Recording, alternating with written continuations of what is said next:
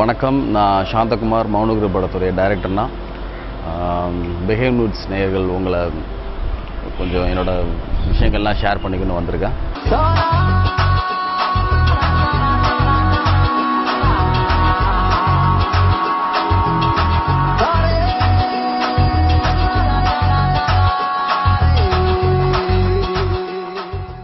மௌனகுரு ரொம்ப முன்னால் யோசித்த ஒரு விஷயம். அது நான் 3 படங்களுக்கு வரிசையாக வேலை பார்த்து முடிச்சுட்டு வெளியில் சரி திரைக்கதை எழுதி இதை படமாக பண்ணலாம் அப்படின்னு வரும்போது வெளியில் ஏன்னா நிறைய படங்கள் பார்க்க, வாசிக்க, அப்படியே ஊர் சுத்த அப்படின்னு வேடிக்கை பார்க்க அப்படின்னு நிறையா சும்மா ஒரு எக்ஸசைஸ் மாதிரி பண்ணிகிட்டே இருந்தேன். அதுக்கப்புறம் தான் அந்த கதையை ஃபார்ம் பண்ண ஆரம்பித்தேன். ஸோ 2006 ஒரு ஓரல் நேஷனுக்கு ரெடியாகி நிறையா சொல்லிட்டேன். நான் அதை பற்றி நிறைய பேரை மீட் பண்ணோம். எல்லாருக்குமே அப்ரிஷியேட் பண்ணாங்க, பிடிச்சிருந்தது. பட் அது கமர்ஷியலாக அது அந்த ப்ராஜெக்ட் கமர்ஷியலாகவும் அது வெற்றி பெறுமாங்கிற டவுட் இருந்தது அவங்களுக்கு. இப்போ ஃபார்ம் புதுசாக இருக்குது அப்படின்னு சொன்னாங்க. பட் அந்த கதை கமர்ஷியலாகவுமே வெற்றி அடையுங்கிறவங்ககிட்ட பணம் இல்லாமல் இருந்தாங்க. ஸோ ரொம்ப நாள் ட்ராவல் பண்ண வேண்டியது. ஸோ ஃபைனலாக இது அருள்நிதி நடிக்க வந்ததுனால அவங்க அப்பா மிஸ்டர் முக தமிழரசுவே ப்ரொடியூஸ் பண்ண வந்தாங்க. ஸோ ஃபைனலாக மௌனகுரு உருவாச்சு. படம் வெளியில் ஏன்னா அது ரொம்ப வருஷமாக அப்படியே கதையை சொல்லிகிட்டே இருந்து அப்படியே வளைஞ்ச ஒரு விஷயங்கிறதுனால அந்த எக்ஸைட்மெண்ட் எதுவுமே இல்லாமல் தான் இருந்தது. ஸோ படம் ரிலீஸ் ஆகி ஃபஸ்ட்டு ப்ரெஸ் பீப்புள் எல்லாம் பார்த்துட்டு அப்ரிஷியேட் பண்ணும்போது தான் அந்த ஃபஸ்ட் டைம் அதை யோசிச்சப்போ இருந்த ஒரு எக்ஸைட்மெண்ட் எனக்கு அப்போ தான் ஓகே அது உங்களுக்கு போய் சேர்ந்துருச்சு அப்படிங்கிற நம்பிக்கை அப்போ தான் வந்தது. ஸோ அதுக்கப்புறம் ரொம்ப நல்ல அப்ரிஷியேஷன்ஸ், ரிவ்யூஸ் எல்லாமே கிடச்சிது மூவிக்கு. மேக்ஸிமம் நல்ல ரிவ்யூஸ். அதே மாதிரி படம் பார்த்தவங்களுமே எல்லாருக்குமே பிடிச்சிருந்தது. மோஸ்ட்லி படம் பார்த்த எல்லாருமே நல்லா இருக்குது, நல்ல படம் அப்படின்னு சொன்னாங்க. ஸோ இங்கே இண்டஸ்ட்ரியிலையுமே அதுக்கப்புறமா கிட்டத்தட்ட ஒரு 20-25 பேர் வரைக்கும் எங்கூட ப்ரொடியூஸ் பண்ணணும், நடிக்கணும் அப்படின்னு சொல்லிட்டு அப்ரோச் பண்ணாங்க. ஸோ ஃபஸ்ட் நான் தெரிஞ்சுக்கிட்டேன். நான் ஏன்னா இவ்வளோ நாள் இருக்கிறோம், யார் கூடலாம் நான் வேலை செய்ய முடியும்னு தெரிஞ்சுக்கணும், எத்தனை பேரோட அசோசியேட் ஆக முடியும். ஸோ எல்லாருமே மீட் பண்ணிவிட்டு அதுக்கப்புறமா ஸ்டுடியோ கிரீனில் ப்ராஜெக்ட் சைன் பண்ணிட்டு ஆர்டிஸ்ட் எதுவும் ஃபிக்ஸ் பண்ணிக்கல. ஏன்னா கதை எழுதும்போது எனக்கு நடிகர்களை மனசில் வச்சுட்டு எழுதுகிற வழக்கம் எனக்கு இல்லை. ஏன்னா நான் புதுசாக ஒரு கதாபாத்திரத்தை தான் நான் க்ரியேட் பண்ணுறேன், உருவாக்குறேன். ஸோ அந்த கதாபாத்திரத்துக்குள்ளே அந்த நடிகர்கள் தன்னை மாற்றிக்கணும் அப்படின்னு நான் நினைக்கிறேன். ஏன்னா அப்போ தான் அது ஒரு ஃப்ரெஷ் லுக்லேயே இருக்கும். ஸோ நான் அந்த மாதிரி ஒரு ரைட்டருங்கிறதுனால ஸோ எனக்கு நடிகர்களை மைண்டில் வச்சுக்காமல் ஒரு ஸ்கிரிப்ட் எழுதுறது ரொம்ப இன்ட்ரெஸ்டிங்காக இருக்குது. ஸோ எழுதி முடித்த உடனே அதுக்கான நடிகர்களை தேர்ந்தெடுக்கலாம் அப்படிங்கிறத நான் எழுதிட்டுருக்கேன். ஏன்னா ஸ்க்ரீன் ப்ளே பண்ணும்போது 2 விஷயங்கள் தான் யோசிப்பேன். அது ஏன்னா அது ஃபஸ்ட் ஃபிலிம் நான் ஸ்கிரிப்ட் பண்ணும்போது எனக்கு அந்த ஐடியாவே இல்லாமல் தான் எழுதினேன். Plot driven script, character driven ஸ்கிரிப்ட்னு 2 விஷயம் இருக்குது. மௌனகுரு ஃபைனலாக அது ஒரு பிளாட் ட்ரிவன் ஸ்கிரிப்டாக தான் இருந்தது. எஸ்டாப்ளிஷ்ட் ஆக்டர்ஸ்ட்டை போகும்போது மேக்ஸிமம் ஒரு பிளாட் ட்ரிவன் ஸ்கிரிப்டில் நிறையா கதாபாத்திரங்கள் இருக்கிற கதையில் ஒரு கதாபாத்திரமாக வர்றதுக்கு விரும்புறது. அதுவும் என்ன மாதிரி ஒரு ஃப்ரெஷர்கிட்ட மேபி பெரிய டைரக்டர்ஸ் அப்படின்னும் போது அவங்க ஓகே அப்படின்னு ரெடியாக போவாங்க. ஸோ ஃபஸ்ட் ஃபிலிம்னும் போது வரல. எனக்கு அதெல்லாமே அந்த ப்ராசஸில் தான் நான் தெரிஞ்சுக்கிட்டேன்.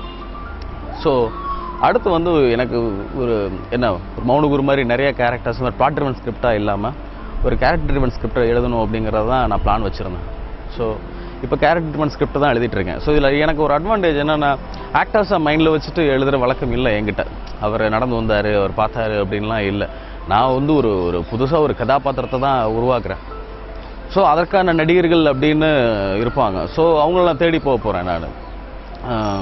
ஸோ ஒருத்தர் இல்லைன்னா இன்னொருத்தர் ரீப்ளேஸ் பண்ண முடியும். ஏன்னா கேரக்டர்ஸ் தானே. இப்போ இவர் தான் நடிக்க முடியும்னு ஒரு கதையை க்ரியேட் பண்ணிடும் போது, வெறும் ஸ்க்ரீன் இமேஜை மட்டும் வச்சு ஒரு கதையை பண்ணிக்கிற போது தான் அவங்க இல்லை அப்படின்னா அந்த ஸ்கிரிப்டை தூக்கி போட வேண்டியிருக்கும். பட் இது மாதிரி எழுதும்போது இல்லை, அந்த ஸ்கிரிப்ட் தான் ஹீரோ. அது ஒரு ஒர்க் ஸ்கிரிப்டாக இருக்குன்னும் போது அதில் பார்ட்டிசிபேட் பண்ணுற எல்லாருக்குமே நிச்சயமாக அது ஒரு அனுபவமாக இருக்கும். ஸோ ஸ்கிரிப்டை எழுதிட்டுருக்கேன். நான் முடிச்ச உடனே ஷூட்டிங் போகலான் இருக்கேன்.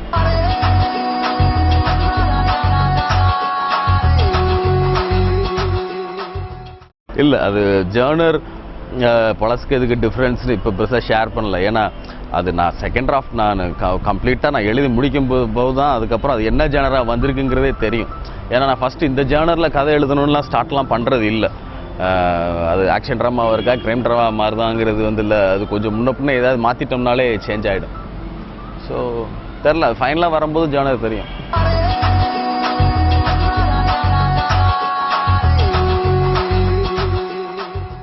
இல்லை கேட்டாங்க. ஆக்சுவலாக இங்கே இருக்கிற நிறையா ப்ரொடியூசர்ஸ் அப்ரோச் பண்ணாங்க. அதே மாதிரி ஆக்டர்ஸ் கேட்டாங்க.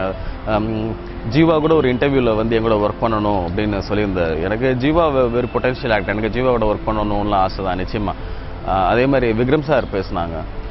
ஏன்னா விக்ரம் சாருமே நான் அட்மையர் பண்ணுற இங்கே இருக்கிற ஆக்டர்ஸில் வந்து ஒரு முக்கியமான ஒருத்தர். ஏன்னா ஒரு கதாபாத்திரம் நான் எழுதுகிறேன், அதை நான் இந்த அளவு நான் பண்ணுறேன் பார் அப்படின்னு ஒரு நடிகர் தயாராக வரும்போது இல்லை, அது எந்த ஒரு டைரக்டருக்குமே அது ஜாலியாக தான் இருக்கும். நம்ம ஒரு லிமிட் எழுதியிருப்போம், அந்த லிமிட்டை புஷ் பண்ணி காமிப்பாங்க. ஸோ அதில் இவங்க 2 பேரும் என்கிட்ட நேரடியாகவே கேட்டிருந்ததுனால பண்ணுவேன். கண்டிப்பாக ஒவ்வொருத்தருக்காக பண்ணுவேன். இருக்கிற எல்லாரு கூடயும் ஒரு படம் பண்ணணும்னு ஆசை.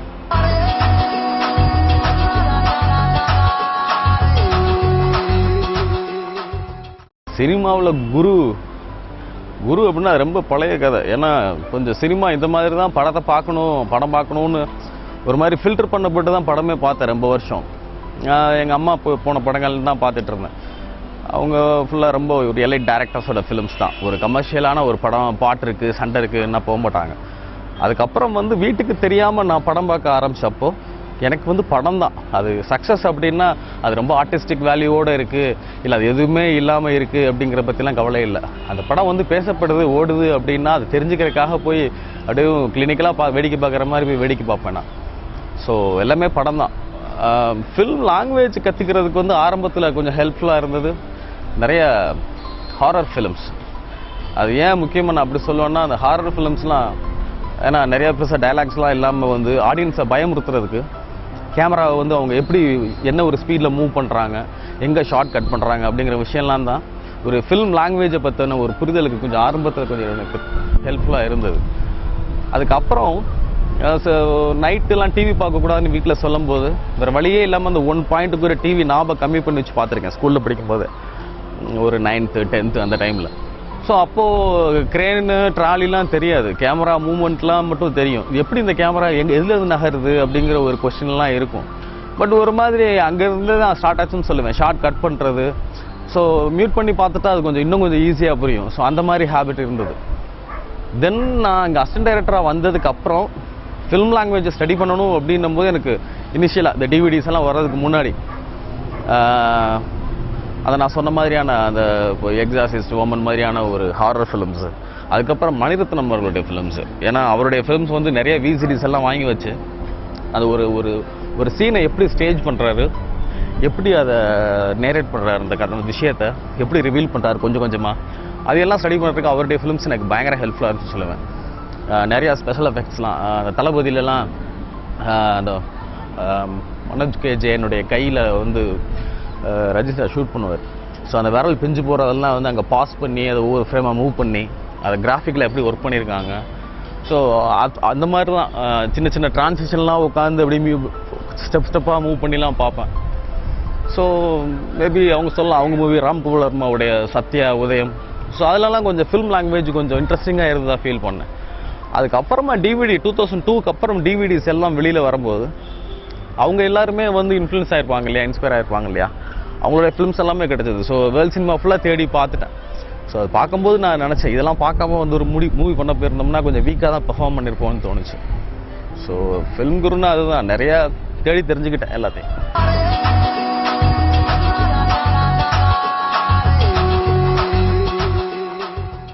எனக்கு என்னென்னா, எனக்கு ஒரு ரொம்ப ஏர்லியாகவே ஒரு மாதிரி ஃபில்மை வந்து எக்ஸைட்மெண்ட்க்கு பார்க்குற ஒரு ஹேபிட் இல்லாமல் போயிடுச்சு. அந்த ஃபில்ம் வந்து என்னை எக்ஸைட் பண்ணணும்னு இல்லை, ஒரு லெவலில் வந்து ஒரு கிளாஸ் பிடிக்குதோ பிடிக்கலையோ முழுசாக உட்காந்து கவனிப்போம்ல. ஸோ அது மாதிரி தான் ஃபில்ம்ஸே பார்க்குறேன் நான்.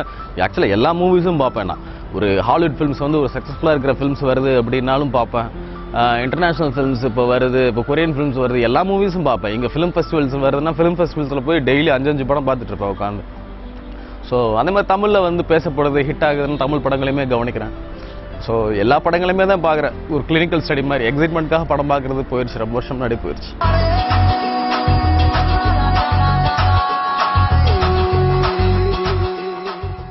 என்னோட ஃபேவரட் டைரக்டர்ஸ்னால் நிறைய பேர் இருக்காங்க.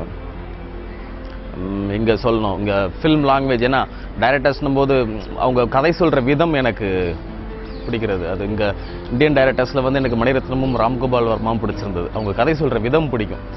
ஏன்னா அதுக்கப்புறமா கான்செப்ட்னு வரும்போது ஒவ்வொருத்தரும் அவங்கவுங்க வாழ்க்கையிலேருந்து தான் பேசுவோம். பட் அந்த ஃபில்ம் லாங்குவேஜ் வந்து அவங்களுடைய மொழி எனக்கு கொஞ்சம் ஈஸியாகவும் இருந்தது அதை அண்டர்ஸ்டாண்ட் பண்ணிக்கிறது. அப்புறம் வெளியில் நிறைய பேர் சொல்லலாம். எனக்கு ஸ்டான்லி குப்ரிக் சொல்லலாம், குவென்டின் டாரண்டினோ, மார்ட்டின் ஸ்கார்சிசி, கீஸ்லோவ்ஸ்கி, இவங்க எல்லாமே கொஞ்சம் அவங்களுடைய நேரேஷன் கொஞ்சம் ஆலிவர் ஸ்டோன், இவங்களுடைய எல்லாமே இன்னும் நிறைய பேர் இருக்கிறாங்க. அது மேபி ஒரு ஃபில்ம் பண்ணியிருப்பாங்க அது மாதிரி.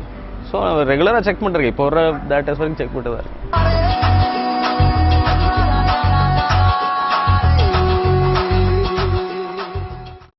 இந்த வருஷத்தில் வந்ததில் வந்து கொஞ்சம் அட்ராக்ட் பண்ணது பீட்சா அண்ட் நடுவில் கொஞ்சம் பக்கத்தை காணும் புது டைரக்டர்ஸில்.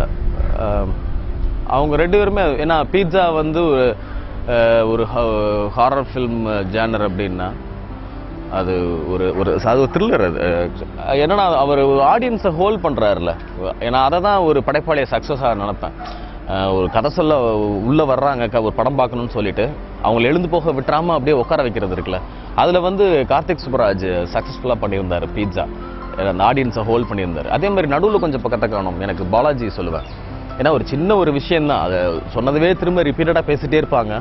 பட் அந்த திரைக்கதையுடைய இன்ட்ரெஸ்ட் வந்து ஆடியன்ஸை கடைசி வரைக்கும் உட்கார வச்சுருந்தது. அதுவும் அவங்க ரெண்டு பேருடைய ஒர்க் பிடிச்சிருந்தது எனக்கு வந்து போன வருஷம் வந்திருந்ததில்ல.